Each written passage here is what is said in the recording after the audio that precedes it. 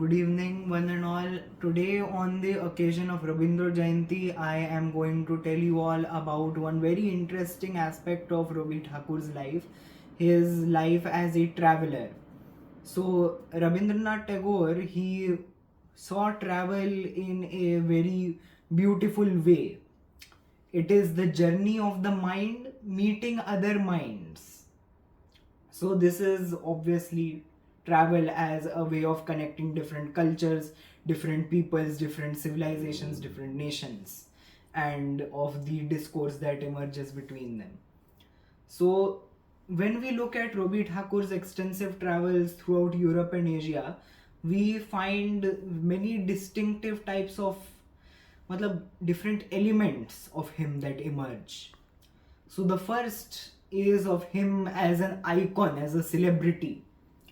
So obviously, as a creator, he will have hundreds, several thousands, millions of people who are admiring him and his works.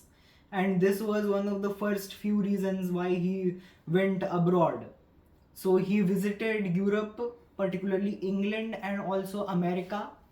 So this was in regards to the response that had emerged to his Gitanjali, and rather its English translation known as Song Offerings.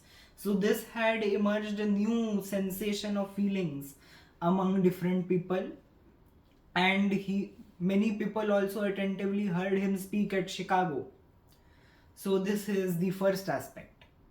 The second aspect is where he himself had become a fan.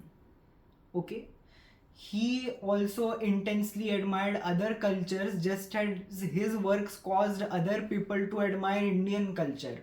Particularly, he had gone to Japan as an admirer, and he saw there another Asian civilization that was proud and modernizing and independent without getting westernized. It was an advanced Asia, and this was having a beautiful culture which he admired very much, and this is what he wanted India to be like to some extent. And there was also the image of Rabi Thakur as a kind of a savior figure.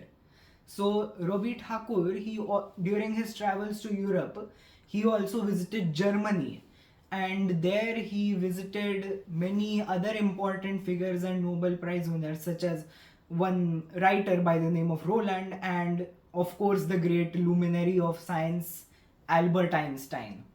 So this intention of this visit and these meetings and the speeches that he gave, that was intended to bring a kind of new hope or new life to Germany, because this was in the mid 1920s after World War One, and the German nature, German culture, German people, it was going through a crisis of all aspects, all areas, whether it was economic, political, spiritual, cultural. And then we have Robi Thakur as a diplomat. Now, this might seem strange to you, but it's true.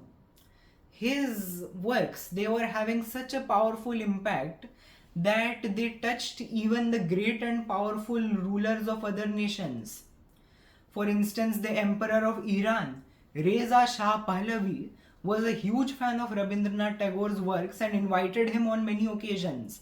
And he also had a dinner with King Faisal of Iraq, and also attended and gave speeches at the Iranian parliament, thereby bridging the gap between India and the Middle East that had been existing for the past several hundred years. And there is also Robi Thakur as the dissident, as the one who disagrees with the political order of the nation when it is incorrect. Now, Robi Thakur, he had been to Italy and China as well. In China, he was greeted with mistrust, and due to the communist revolution that had happened there, people, they were viewing him as too idealistic and as a kind of a spiritual nut job. And due to the gross materialism that had taken place, it got hold of the Chinese nation, he left China in a bitter mood. And in Italy, the situation was even worse with the fascist government of Benito Mussolini. So with all of this, we see many different images of Rabindranath Tagore and the different types of effects that his works have on people, thus showcasing his role and his unique position as a universal creator, as a universal author. Thank you.